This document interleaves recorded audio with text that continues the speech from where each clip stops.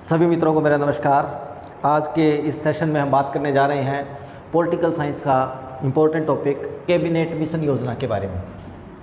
तो देखिए, cabinet mission योजना जो थी इसके बारे में आपने सुना होगा।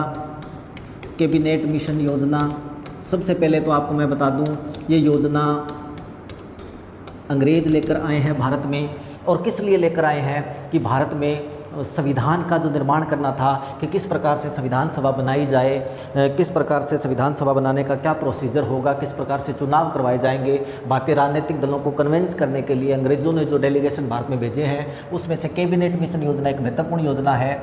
और देखिए, बात करते हैं योजना भारत आई है। अगर प्रश्न आ जाए कि योजना भारत कब आई, तो आप याद रखें 24 मार्च 1946 को यह योजना भारत आई है। 24 मार्च 1946 को कैबिनेट मिशन योजना भारत आई है। और ये भारत आई है नई दिल्ली में, नई दिल्ली में आई है। और इसके अंदर 3 सदस्य थे। कैबिनेट मिशन योजना के अंदर आपने याद रखना है सदस्यों की संख्या 3 है। नंबर 1 है Lord Pethick Lawrence. Lord Pethick Lawrence जो है वो इस योजना के अंदर आए हैं अध्यक्ष बन करके, याद रखें। अगर प्रश्न आ जाए कि कैबिनेट मिशन योजना के अध्यक्ष कौन थे, तो आप उत्तर देंगे लॉर्ड पैथिक लॉरेंस जो है वो कैबिनेट मिशन योजना के अंदर अध्यक्ष बन करके आए हैं। इसके अलावा सर स्टेफर्ड क्रिप्स जो पहले क्रिप्स मिशन योजना लेकर के आए थे, सर स्टेफर्ड क्रिप्स जो हैं इसके दूसरे सदस्य हैं। और तीसरे हैं ए.बी. अलेक्जेंडर। ये 3 सदस्य जो हैं ये आए हैं कैबिनेट मिशन योजना में। ये 3 सदस्य आए थे। तो देखिए, 3 सदस्यों के नाम आपने याद रखना है। कौन कौन से हैं? नंबर 1 है Pethick Lawrence, Lord Pethick Lawrence जो कि अध्यक्ष हैं। दूसरे हैं सर स्टेफर्ड क्रिप्स और तीसरे ए.बी. अलेक्जेंडर। अब देखिए, प्रश्न बनाया जा सकता है, इसमें से एक नाम और देंगे, लॉर्ड एमरी लिख दिया और प्रश्न बना दिया कि निम्न में से वह जो कैबिनेट मिशन योजना में शामिल नहीं था वो सदस्य कौन सा है। तो आपने याद रखना ये 3 ही सदस्य थे। लॉर्ड पैथिक लॉरेंस तो अध्यक्ष हैं, सर स्टेफर्ड क्रिप्स, इसके अलावा ए.बी. अलेक्जेंडर। अब इसको कैबिनेट मिशन योजना क्यों कहते हैं कि ये तीनों तत्कालीन इंग्लैंड की सरकार में कैबिनेट मंत्री थे। ये योजनाएं लेकर के आए, भारत के लिए योजना लेकर के आए हैं संविधान निर्माण के लिए, किस प्रकार से संविधान सभा का गठन किया जाए। तो तीनों कैबिनेट मंत्री थे, इसलिए इसको कैबिनेट मिशन योजना के नाम से जाना जाता है। ये बात याद रखें। तो देखिए भाई, अब बात करते हैं कैबिनेट मिशन योजना का। प्रश्न ये भी आ जाता है कि मुख्य उद्देश्य क्या है। तो आप याद रखें, मुख्य उद्देश्य है संविधान सभा का गठन करना, यानी संविधान सभा के गठन के लिए ये योजना भारत आई है। संविधान सभा, कॉन्स्टिट्यूशनल असेंबली जो बनाई जाएगी उसका किस प्रकार से गठन किया जाएगा, ये संविधान सभा का गठन करना इस योजना का मुख्य उद्देश्य है। इसके अलावा पूछा जाता है इस योजना का गौण उद्देश्य, यानी इनडायरेक्ट पर्पज आपसे पूछ लिया जाए कि कैबिनेट मिशन योजना का गौण उद्देश्य क्या था, तो आप उत्तर देंगे भारत का विभाजन करना। ये भारत का विभाजन भी करना चाहते थे, तो भारत का विभाजन करना इस योजना का गौण उद्देश्य होगा। अब देखिए, इन्होंने अपना प्लान बताया है, भारतीय राजनीतिक दलों के साथ मीटिंग्स की है और अपना प्लान बता करके इस कैबिनेट मिशन ने, दिन है 16 मई 1986 को अपना प्लान जो है डिक्लेयर कर दिया। यानी जो योजना लेकर के आए थे, पॉलिटिकल पार्टीज़ के साथ मीटिंग करके और अपना प्लान बताया। और इसने कहा कि संविधान के गठन के लिए एक संविधान सभा बनाई जाएगी और संविधान सभा जो है उसकी सीटें इन्होंने निर्धारित कर दी। और देखिए, कैबिनेट मिशन ने क्या कहा कि जो संविधान सभा जो भारत का संविधान बनाएगी, उस संविधान सभा के अंदर सदस्यों की संख्या इन्होंने डिसाइड कर दी। सदस्यों की संख्या इन्होंने बताई कि 389 सदस्य उस संविधान सभा में होंगे। अब देखिए, सोचने पर मजबूर करती है ये बात कि 390 हो सकते थे, 400 हो सकते थे, 389 का क्या आंकड़ा है।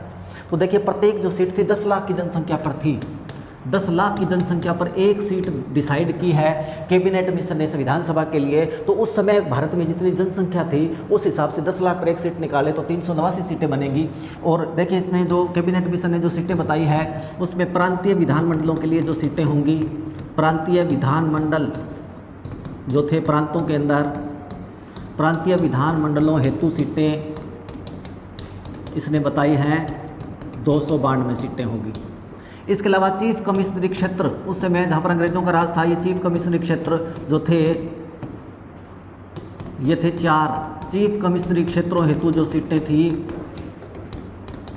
वो थी 4। और चीफ कमिश्नरी क्षेत्र देखिए 4 ही थे। एक तो था दिल्ली, दूसरा है अजमेर मेरवाड़ा जो राजस्थान में था, अजमेर, मेरवाड़ा, और तीसरा है कुर्ग, कुर्ग जो कि कर्नाटक में है, कुर्ग कर्नाटक में है, और चौथा है बलूचिस्तान जो कि पाकिस्तान में है, बलूचिस्तान। तो ये 4 चीफ कमिश्नरी क्षेत्र थे अंग्रेजों के टाइम, और चारों में एक एक सीट थी। इसके अलावा देखिए देशी रियासतों की बात करें, वो भारत जहाँ पर देशी राजाओं महाराजाओं का राज था, तो देशी रियासतों हेतु सीटें इन्होंने डिसाइड की है 93 यानी 93 सीट्स होंगी। तो कैबिनेट मिशन ने जो अपनी योजना बताई कि 389 सीटें होंगी संविधान सभा के अंदर, 292 सीटें प्रांतीय विधानमंडलों हेतु होगी, चीफ कमिश्नरी क्षेत्रों की 4 सीटें होगी, और देशी रियासतों हेतु 93 यानी 93 सीट्स होंगी। तो इस कैबिनेट मिशन योजना की सिफारिश पर जुलाई 1946 में संविधान सभा के चुनाव करवाए गए। अब देखिए किसी एग्ज़ाम में पूछ लिया जाए कि किस मिशन योजना की सिफारिश पर संविधान सभा के चुनाव करवाए गए थे, तो उत्तर होगा कैबिनेट मिशन योजना। अगर प्रश्न ऐसे पूछ लिया जाए कि संविधान सभा के चुनाव कब करवाए गए थे, तो याद रखिए जुलाई 1946 में। अब देखिए मैंने आपको बताया कि 389 सीटें डिसाइड की है कैबिनेट मिशन ने, तो क्या सारी सीटों पर चुनाव करवाए गए थे कि क्या प्रोसीजर था? तो आपको मैं बता दूं, जो अंग्रेजी भारत था, जैसे 292 सीटें प्रांतों के अंदर और 4 सीटें जो थी वो चीफ कमिश्नरी क्षेत्रों के अंदर, यानी 296 सीटों पर ही चुनाव हुए। जुलाई 1946 के अंदर 296 सीटों पर ही चुनाव कराए गए थे। और जो देशी रियासतों की सीटें थी, तो इस मिशन ने कहा, कैबिनेट मिशन ने कहा कि जो देशी राजा है जो अपनी रियासत को भारत में सम्मिलित करना चाहता है, वो राजा अपना कोई भी प्रतिनिधि मनोनीत करके, नॉमिनेट करके संविधान सभा में भेज सकता है। यानी कहने की बात यह है कि प्रश्न अगर आ जाए कि संविधान सभा में किस प्रकार के सदस्य थे, ऑप्शन दिए जाएंगे। सभी सदस्य निर्वाचित थे, सभी सदस्य मनोनीत थे, निर्वाचित या मनोनीत दोनों थे। तो आप याद रखें संविधान सभा में निर्वाचित सदस्य भी थे, क्योंकि 296 सदस्य जो थे वो निर्वाचित होकर के गए, यानी इन पर चुनाव हुए। 296 सदस्य जो हैं ये वोटिंग के द्वारा, और इसके अलावा देशी रियासतों से जो सदस्य आने थे वो मनोनीत होने थे। तो निर्वाचित और मनोनीत दोनों प्रकार के सदस्य थे। जुलाई 1946 के अंदर संविधान सभा के चुनाव करवाए गए, जिसका रिजल्ट जो है 16 अगस्त 1946 को डिक्लेयर किया गया था, जो इस प्रकार था। देखिए कांग्रेस जो है, कांग्रेस सबसे बड़ी पार्टी बन के उभरी, कांग्रेस को 208 सीट्स मिली। इसके अलावा मुस्लिम लीग जो पार्टी थी, मुस्लिम लीग को 73 सीट्स मिली, और 7 पार्टियों को एक एक सीट, यानी 7 दल और थे, 7 पार्टियों को एक एक सीट, यानी 7 सीटें हो गई। और निर्दलीय जो किसी भी दल के नहीं थे, निर्दलीय जो आज़ाद उम्मीदवार थे वो थे 8। तो इस प्रकार ये संविधान सभा का रिजल्ट आया था, और 16 अगस्त 1946 को ये रिजल्ट आया। और कम सीटें मिलने के कारण मुस्लिम लीग ने बहिष्कार की घोषणा की, और 16 अगस्त 1946 को मुस्लिम लीग ने प्रत्यक्ष कार्यवाही दिवस मनाया था। तो देखिए इस प्रकार ये संविधान सभा के चुनाव हुए। मैंने आपको बता दिया निर्वाचित और मनोनीत दोनों प्रकार के सदस्य थे, और ये संविधान सभा बाद में बनी। और आपको पता है इसके बाद भारत विभाजन की घोषणा भी की गई थी।